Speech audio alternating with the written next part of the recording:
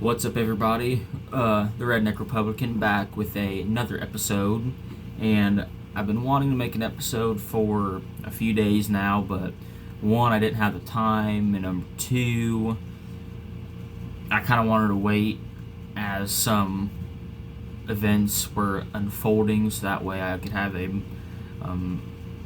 as much information as I could about things before I actually started commentating about them, I guess. So we have a mix of national, state, and local stuff that I want to talk about today. First thing I want to talk about is the Senate race up in Maine.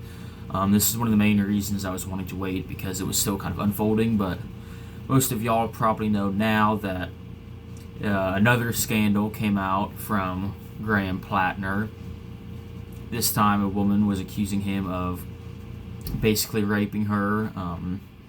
Another woman was accusing him, or maybe it was the same one, I'm not sure, but accusing him of like secretly taking off condoms during sex and all that. It was crazy shit.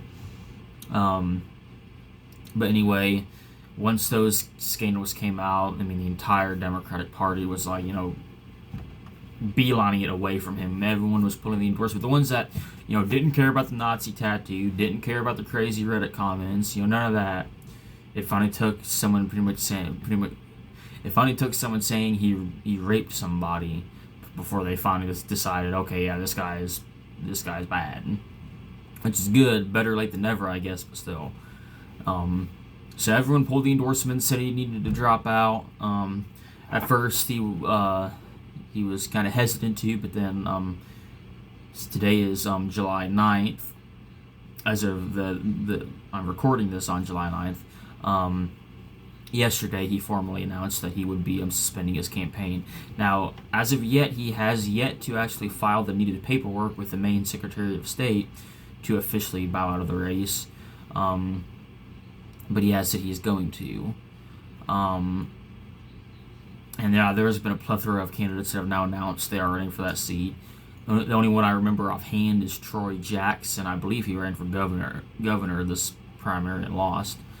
But obviously a bit of a blow for Susan Collins, because Platner would have been the candidate he would have wanted to run against. But I'm still not too worried about it, because Susan Collins is she's the steady, safe option. With all the crazy shit going on with the Democratic nomination, I think people are just going like, what, all that Democrats are just a bunch of crazy shit. Let's just take another 6 years of Susan Collins. Even though she's a bit older, hopefully the idea is this would be her last term, so let's just go with the safe option. At the end of the day, I say good riddance to Graham Platner. I mean, he's just a freaking nutcase. So that's all I got to say about that. The next thing I want to talk about is Mitch McConnell. Is he dead? Is he alive? No one really knows, because the Mitch McConnell camp refuses to put out 100% definite proof. He was a couple weeks ago. He got put in the hospital. No one really knew what was going on. Then after a while, it came out he was found unconscious. Then it came out, he had cardiac arrest. They had to do CPR. You had Laura Loomer coming out like a week ago saying he was brain dead. Then he had people like Scott Jennings say and John Thune say, oh no, we've talked to him on the phone for about like 20 minutes. It was weird. They was all saying it was like a 20-minute phone call. I guess that's his maximum amount of time he can talk. I don't know.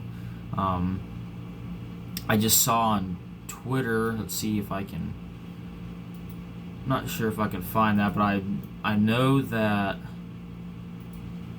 let me see, I should be in my, yes, so this is from a source familiar with Mitch McConnell's health tells News Nation this, and this came today, July 9th at 4 o'clock. He's alive, he's not brain dead, he's in rehab and the hospital. With his condition, he needs time to physically recover, but mentally he's fine. The doctors want to make sure he's okay. A source adds it's unlikely, but possible, Mitch McConnell returns to Congress next week. I mean, all it would take would be a 5-second video of the dude saying, "Hi, my name's Mitch McConnell," and that would dispel the rumors. But You know, there was also a picture going around that could have been AI.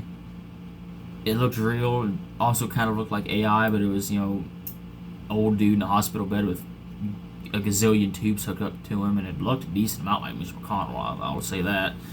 But it's hard to say. I mean, obviously, I hope he's alive. One, because I don't wish death on anybody. And number two, because that'd be a crazy freaking scandal if his death was being covered up to prevent a special election from being held. That would be insane. So that's something to kind of stay tuned on, I guess. All the official sources say he's alive, but at the end, Laura Loomer isn't the most reliable source. But again, they haven't. I know Andy Beshear, the governor, sent like a letter to Mitch McConnell's staff saying, "Hey, we need proof of life," and I think they have yet to comply with that. So who knows? But it's definitely something to monitor. So I think that's about those. Those were the two main national stories I wanted to talk about, I believe. So now I want to talk about some more state level politics. So on Monday night, whatever date that was, let's see here. So would have been Monday the 6th. There was a documentary from WHAS 11 News out of Louisville, I believe, Louisville, Kentucky, and it was a documentary about the conduct of former and disgraced Clark County Sheriff Jamey Noel. Of course, I knew a little bit about him, about his stuff, mainly from I learned some stuff from John Rust because Jamey Noel. This is one thing they didn't talk about in the well, I guess it makes sense they didn't talk about it. But anyway, Jamey Noel, kind of behind the scenes, was, he was a big Jim Banks guy, a big supporter of Jim Banks when he was running for Senate, and we believe that, at the end of the day, at the time, Jamey Noel was the 9th District Chairman of the GOP, then the Jackson County Chair, Amanda Lowry, Noel was her boss, and the fact that Noel had endorsed Banks already.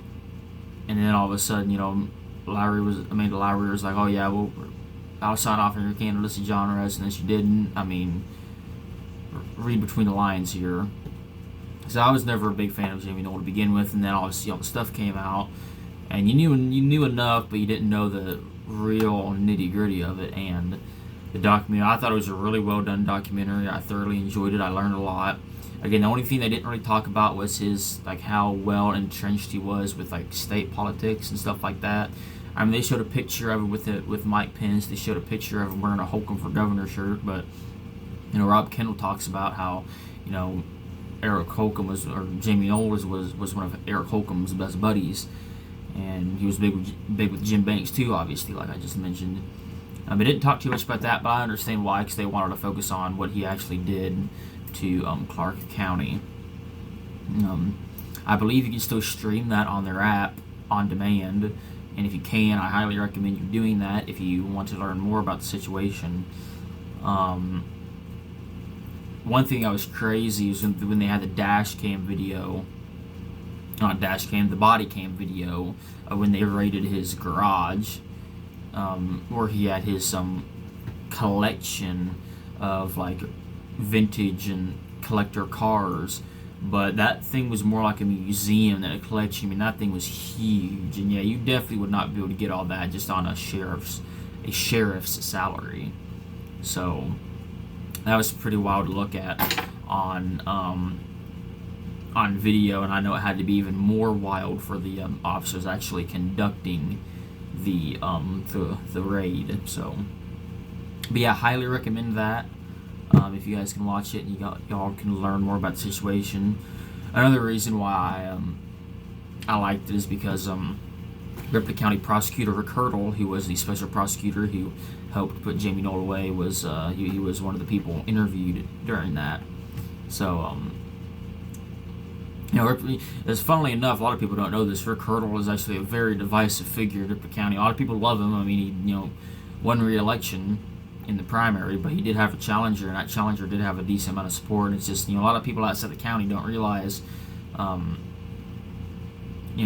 divisive of a figure Hurdle is, because, statewide and nationally, he's one of the more well-respected prosecutors. But it's funny down here now. I mean, I like him. I voted for him mainly because when I early voted, Arkenberg, his challenger, hadn't even started campaigning yet.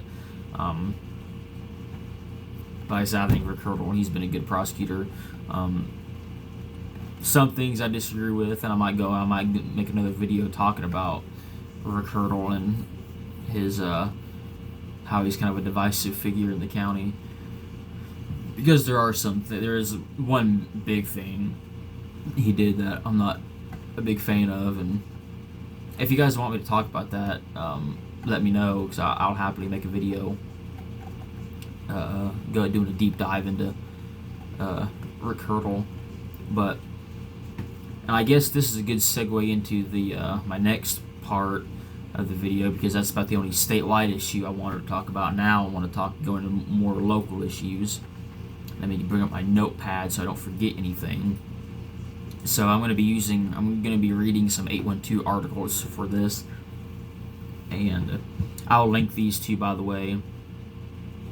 So that way, everything I've talked about that has any type of link to it, I'll try to link that so that way you guys can go see it for yourselves. But anyway, first thing was back on what date is this? 3 days ago, so I guess the 6th. Ripley County towns seek approval on downtown apartment ordinance. 3 Ripley County towns have drafted an ordinance that puts an emphasis on future downtown development.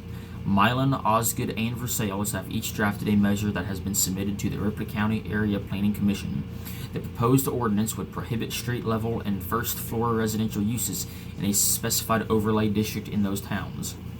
The proposed ordinance would also require a building in the overlay district where non-conforming use has ceased, such as tenants moving out of an apartment, to not be vacant for more than 60 days, or it would no longer be allowed to be used for that purpose. Officials say this isn't about targeting property owners with first-floor apartments, but planning for the future while attracting small businesses and maintaining enough parking. Our downtown business districts were created to be places where businesses can locate, customers can shop, and future investments can occur. Just as businesses generally aren't allowed in residential neighborhoods, business districts also have a purpose that deserves to be protected, said Steve Wilhoit of the town of Osgood. Wilhoit added that towns like Osgood have invested millions of dollars on infrastructure, utilities, and improvements in the downtown areas. Those investments were made to encourage enough businesses to locate here and to create a downtown that people want to visit, he said. He added, when parking becomes scarce, customers have a harder time accessing local businesses, and business owners noticed. There are some residents who oppose the measure. Jim Bustede lives in Versailles, and he calls it government overreach. The town shouldn't have the ability to tell me how fast I need to re-rent my unit, especially if there was damage done by former tenants and there are costly repairs, he said. Town officials say this isn't about singling out any existing property owners, but rather to protect the future of the downtown area and encourage responsible growth. This is about making thoughtful decisions today that help ensure our downtown remains a place where businesses want to invest, people want to visit, and our community can continue to grow for generations to come, Wilhoit said. He added, the town of Versailles stands behind this ordinance because we believe it serves the long-term interests of everyone who lives, works, and owns property and invests in our town, Wilhoit said. Again, talking about the town of Osgood. The Ripley County Area Planning Commission is expected to discuss and possibly vote on this matter at its meeting at the Ripley County Annex at 7 p.m. on Tuesday, July 7th. Again, that's from the 812. And if you caught that, the meeting was a couple nights ago. And the 812 also made an article about that. Ripley County APC sends back proposed downtown ordinances. 3 Ripley County towns will take another look at their proposed downtown overlay ordinances following a long meeting on Tuesday night. The towns of Milan, Osgood, and Versailles each submitted similar ordinances to the Ripley County Area Planning Commission (APC), and it looks like he cut off the last of his sentence on that part. But anyway, it continues on. Those draft ordinances would prohibit street level and first floor residential uses in a specified overlay district in those towns. The ordinances would also give landlords 60 days to fill the first floor residential unit if a tenant leaves. Town officials say the ordinances were not created to target certain properties, but rather to protect the future of those specified areas in an effort to continue attracting businesses and other opportunities. However, some property owners in the affected areas describe it as government overreach. The meeting was fiery at times, with several opponents discussing their concerns with the proposal. Opposition was voiced to the 60-day vacancy period, their investments and ability to resell the properties, and that they weren't given timely notification of ordinances. Versailles Town Council member Roxanne Meyer described the town's reasoning behind the ordinance. Watch here, and then it has a video. And basically, in the video, Roxanne Meyer pretty much says that, we're not trying to kick out current residents of these like street level first floor buildings. It's mainly that if they move out and then like no one moves in or whatever, then it will go back to being strictly a commercial use building, or at least on that floor. Excuse me. The APC board did not advance any of the draft ordinances as currently written last night, and as of today, a couple nights ago. Several APC board members cited the 60-day period as not being enough time to fill the vacancies, especially when damage has occurred in one of the units. Although the meeting lasted for 4 hours when it ended at 11 p.m., altogether, the meeting lasted for 4 hours when it ended at 11 p.m. The next Ripley County APC meeting is set for 7 p.m. on August 4th at the County Annex Building. My 2 cents on that, I like it because, over the last several years, I know Main Street Versailles has done a great job of actually revitalizing the downtown. When I was a kid, almost the entire square was just vacant building after vacant building. And now you head down to downtown Versailles. It's actually a vibrant place. You got Emily's Brew, the coffee shop. You got the Historical Society. You got the Lions Club. Obviously, you've got the courthouse and the Annex Building. You've got the Town Hall. You've got the Holdsworth Pavilion, which is like a music stage, and the Pocket Park. You have the White Rabbit Lounge and Bar. You have the Declan's Town Square Grill and Bar, and they even have a loft upstairs that you can stay in, kind of like an Airbnb. You have the Tanglewood Event Center, which is also doubles as a hotel on the second floor. You've got the Novel Hearts Bookstore. You've also got the South Ripley Community School Corporation Administration Building, although that is going to be moving closer to the school here pretty soon. But it's like the downtown is so much more vibrant now than it was when I was a kid. And like downtown North Vernon, from when I lived there to when I drive through there now is so much better. I know that's Genesee County, not Ripley County, but it's like over the past few years, the downtowns of a lot of my hometowns have been revitalized, and I like that. I like all these small businesses coming in. But also I understand they can't just kick people out of their homes. So, and I would agree, 60 days does seem kind of short, especially if there's stuff going on. So I do think they maybe need to lengthen that time. But I kind of hope this does go through. Now, I haven't done a deep dive into this. This is just my surface level knowledge of all this, but. And I kind of want to go to that meeting they talked about on the 4th of August, but this does seem like something that I think would help out continue to, move forward the downtown area and keep it, I don't want to say because it has been revitalized, so you can't continue that, but just keep it, staying afloat, staying, alive, I guess. I can't think of the word I want to use. My brain is fried from the day. But anyway, I thought that was a little interesting. From a day ago, this is a PSA, I guess. The town of Westport working to resolve a water issue on Wednesday. So again, that was yesterday. And then Westport is in Decatur County. The town of Westport is working to fix an issue at their water plant on Wednesday. Many residents are seeing brown or discolored water, and the town says that it was caused by a pressure issue at the water plant. While this can make the water appear brown or rusty, it is not uncommon after a pressure fluctuation, officials said. The town added that they share the same frustration as the residents and are apologizing for the inconvenience. Our staff has been working since the issue was identified, and we appreciate your patience while the system returns to normal, they added. If your water is discolored, run the cold water from a faucet for 10 to 15 minutes or until it clears. Avoid washing white laundry until your water runs clear. If the water does not clear after flushing, please contact the Town Hall/Water Department at 812-591-3500. So that's just a little bit of a PSA for anyone living in the Westport area. Then we have from 3 days ago, Patriot man gets max sentence for using meth near infant. A Switzerland County man has received a maximum sentence after pleading guilty to possessing methamphetamine while near an infant. 58-year-old Elbia Couch of Patriot has been sentenced to 6 years in prison by Switzerland County Judge Gregory Coy. Couch was arrested following a 3-month police investigation in 2025 that led to multiple arrests in the Ohio Valley Land Development, an area in Switzerland County that has been associated with drug trafficking and drug use.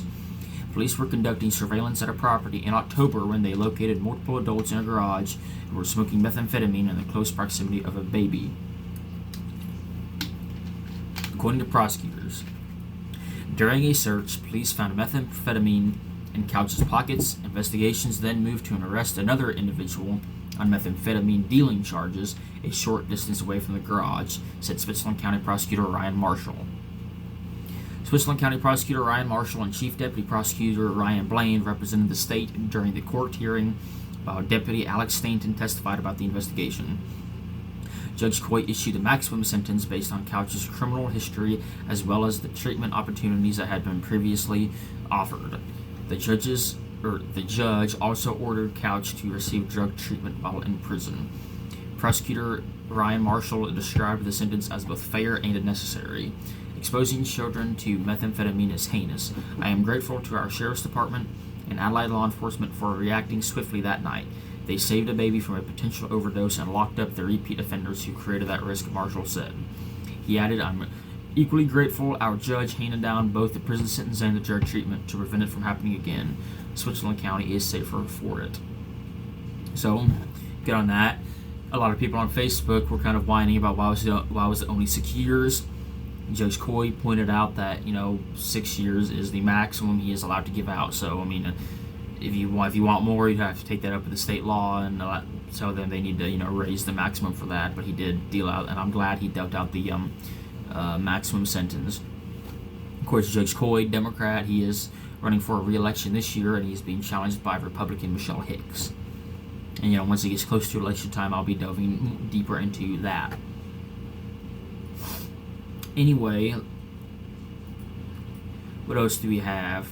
Oh yeah, I wanted to talk about, back on the 812, I'm not going to read a specific article on this, but just pray for the 812 area, because I swear, every day, every couple days, I open my feed, and I see a new post from the 812 about another crash somewhere in the, in southeast Indiana, especially on like Highway 350, Highway 48. Those tend to be some of the worst ones, apparently. Where again, it's another crash. A lot of times it ends up being fatal, and it's just so sad. I don't know why it's happening. And it feels like there's been a lot more lately than usual. Maybe not, but it certainly feels that way. Also, not too long before I started recording, a couple deputies freaking zoomed past my house on Benham Road up toward the school. So just praying for the situation there. I don't know what's going on, but hopefully it all is resolved safe and sound. But I believe that is all I wanted to talk about. Oh yeah, one last thing. I not too long before I started the video, I saw a video from the Scott County Sheriff Jerry Gooden, and he was basically clarifying some things that had been some rumors that have been going around on social media. And this video was from yesterday, by the way, and I'll try to link this as well. But it was basically, I guess, back on the 4th, there was a party, and there was like a stabbing at the party, and he was clarifying, who was responsible, who was injured, all that good stuff. And then he also talked about how there's a man arrested in Scott County for child porn charges. So I just wanted to say thank you to Sheriff Gooden of Scott County for kind of just clarifying that whole situation, being open and transparent about everything. That stuff, it's just little, but it means a lot to people when the sheriff seems like someone you can trust. It's a lot different than a sheriff like Jamey Noel or Kenny Freeman of Jennings County.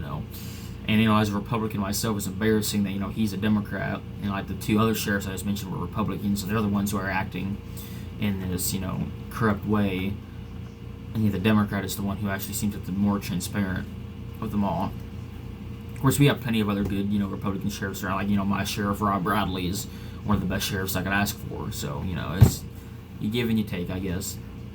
But and by the way, that man was Michael Cody Anderson, 38 of Scottsburg, the man with the child porn charges, if you were curious.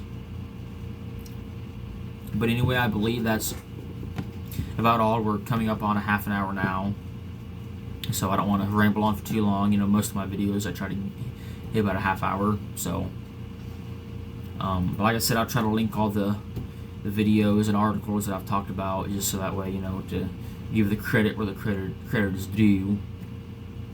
But main thing, go watch that Jamey Noel documentary if you can. Stay tuned for the Senate race up in Maine. We'll see who the Democrats choose to replace Platner. Stay tuned on the McConnell situation. If this guy's alive or dead, and if he shows up anywhere.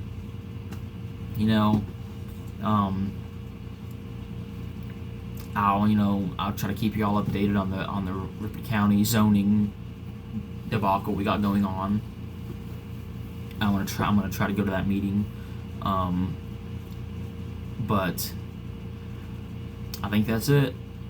Unless once we get close to election day, of course, y'all know elections are my cup of tea, so I can't wait to start getting more in depth with those.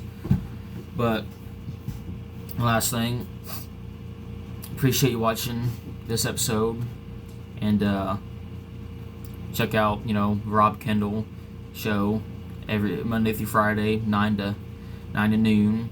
It's always a great watch. Check out the John Rush show every Saturday. Always a great watch, great listen. And yeah, that's about all I got. So I appreciate thank you guys for watching. Drop a like if you enjoyed it. Comment. Love to hear your feedback. And hope y'all have a great day.